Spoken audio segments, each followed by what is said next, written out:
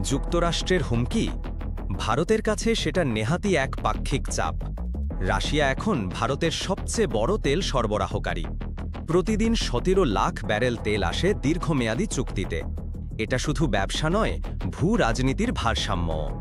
Trump হুঁশিয়ারি দিয়েছেন, রাশিয়ার তেল কিনলে ১০০% শুল্ক বসবে। কিন্তু নয়াদিল্লি সাফ জানিয়ে দিয়েছে, আমরা আমাদের জাতীয় স্বার্থেই সিদ্ধান্ত নেব। ভারতের যুক্তি স্পষ্ট, রাশিয়ার তেল আমদানি বিশ্ববাজারে তেলের দাম নিয়ন্ত্রণে রাখতে সহায়তা করেছে। ইউক্রেন যুদ্ধ নিয়ে ভারত নিরপেক্ষ।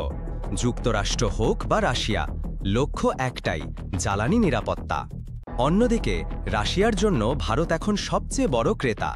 যেখানে পশ্চিমা বিশ্ব মুখ ফিরিয়েছে, সেখানে ভারত রেখেছে বন্ধুত্বের অর্থনীতির সেতু। এখন প্রশ্ন একটাই, বিশ্ব কি আবার দ্বিমেরু রাজনীতির দিকে যাচ্ছে, নাকি অর্থনীতি জিতে নিচ্ছে কূটনীতিকে?